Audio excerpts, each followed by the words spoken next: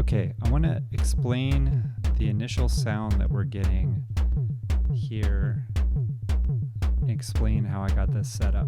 So we're going to kind of reverse engineer this as we go.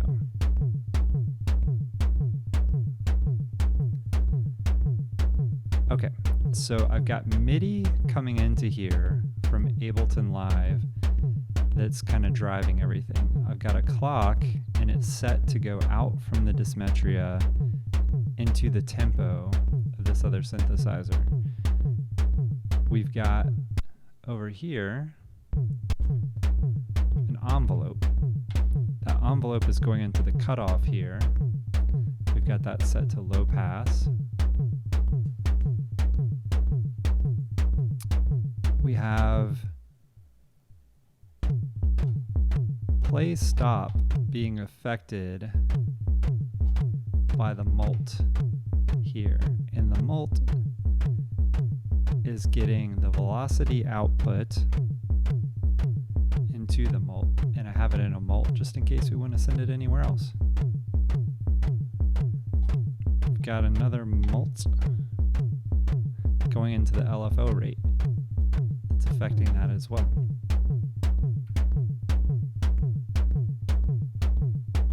So what I just did is I hit the play button on this other synthesizer so that its own sequencer is operating. And the last thing that we've got going on here is going into the Dysmetria. We've got an assign, and that's set to, I believe, half the tempo of the sequencer of this other synthesizer. And that's going into the noise. And so that's what's giving us the sound.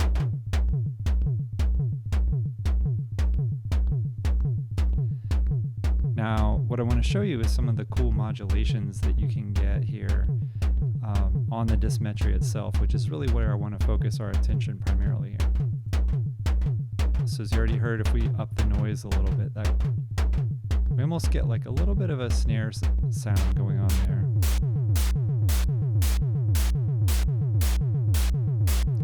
If we raise the cutoff, we're getting even more of that emphasized.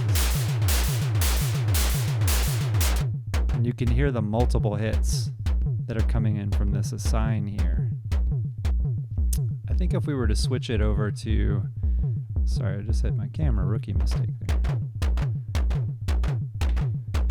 If we switch it into square wave, we're going to get kind of a more predictable hit. We can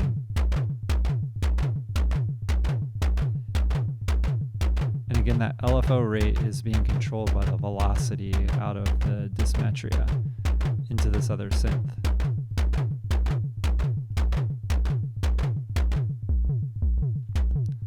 I kind of like it on that assign though.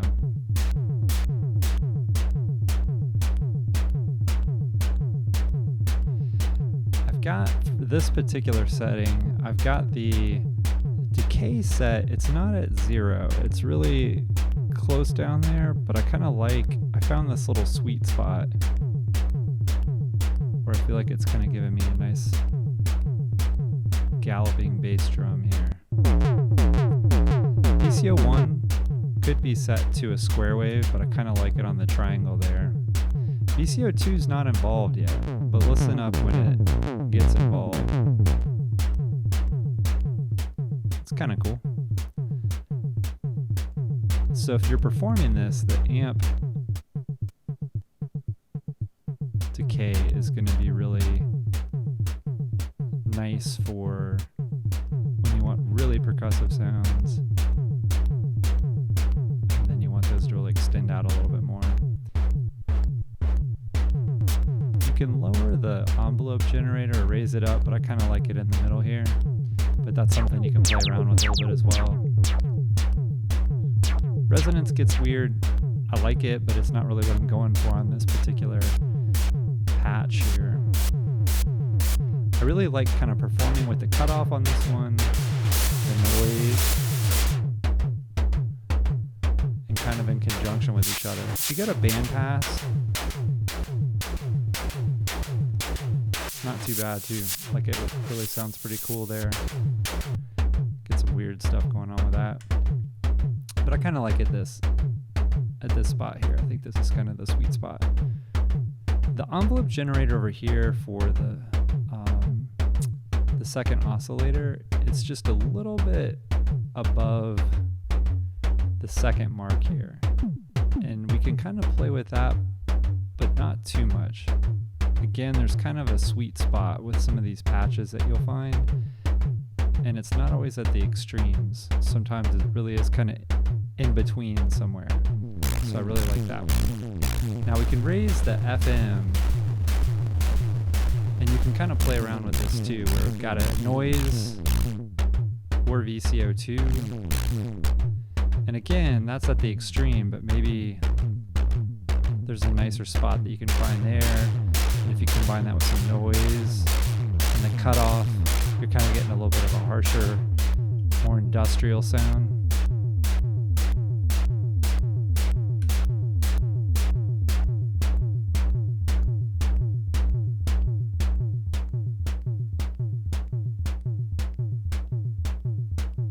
And I should mention this tempo here. What's really cool is that you can kind of control, if you press both buttons here, you can control this tempo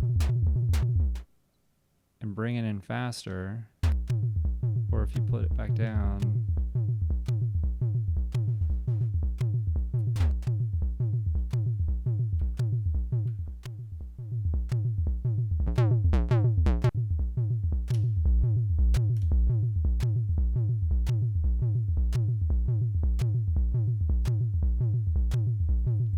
again, it's sending this clock out to the other synth, so you can really get some interplay between those.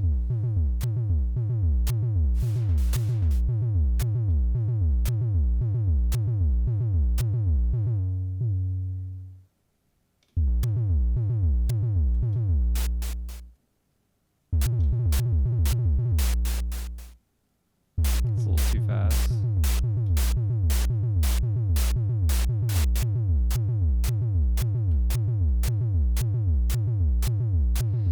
All right, now out of the other synthesizer, I'm gonna kind of bring the camera down to here. So you can do some modulations that are kind of interesting to affect the sound. So this decay knob, because we're using the envelope, we're patching out of the envelope into the cutoff here, that's gonna affect that cutoff. So the sustain, the decay, the attack are all going to affect that envelope that's being affected here with the cutoff. And so you can kind of like play between the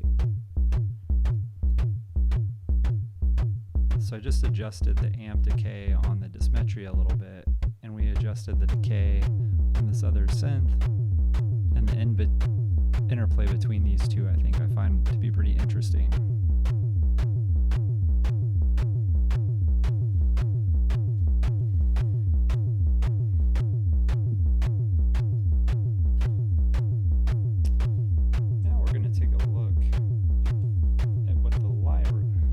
Take a look at what the Lyra can do for us here.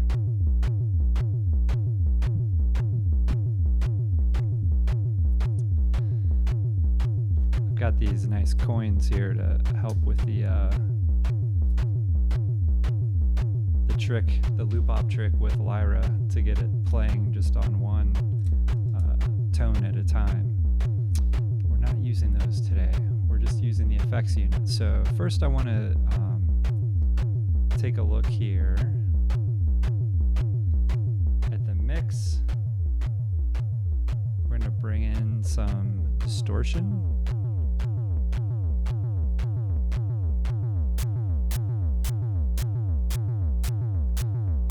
And on the Dysmetria, I just raised the cutoff a little bit. So if you're pulling the cutoff and the noise and kind of getting a little bit more of those kind of grungy, gritty tones to distort, you're going to really notice that a little bit more. So you can really perform this a lot, which gets to be pretty interesting.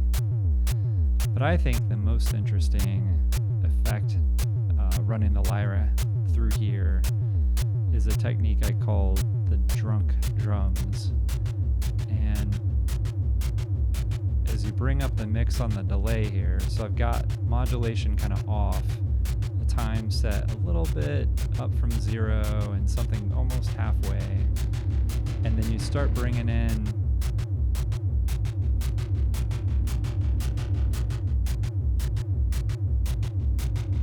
you can kind of pull the rhythm away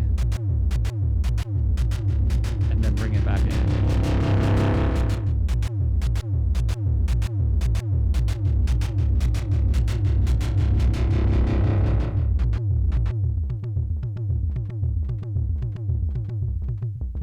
So we're going to make that a little bit more distinct in between beats, so it's a little bit more obvious here.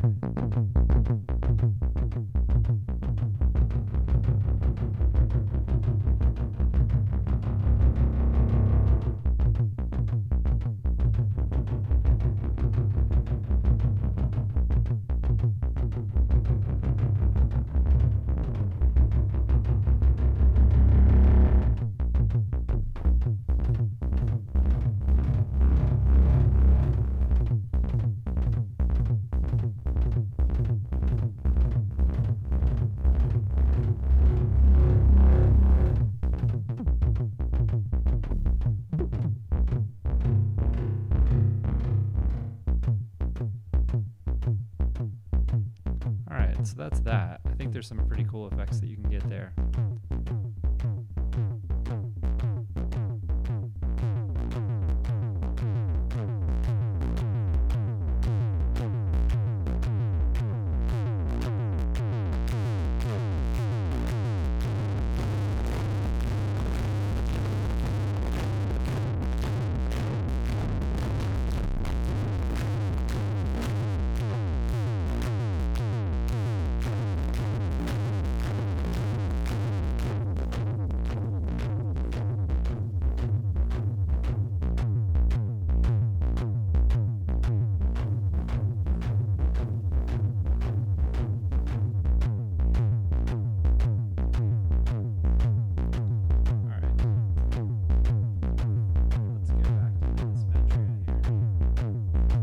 Go back to the Dysmetria here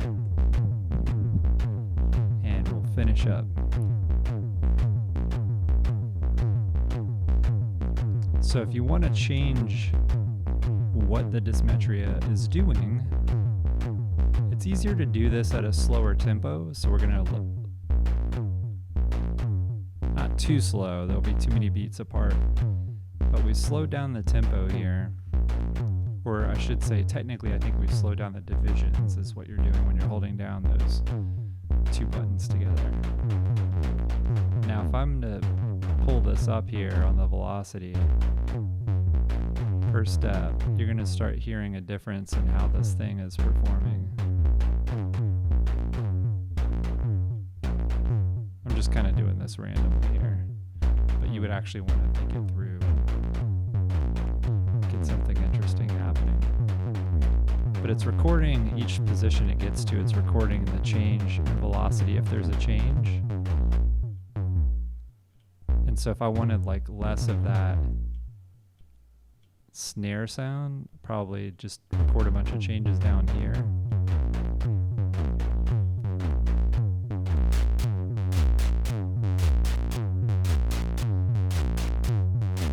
As it cycles through, you'll probably hear fewer of those going on.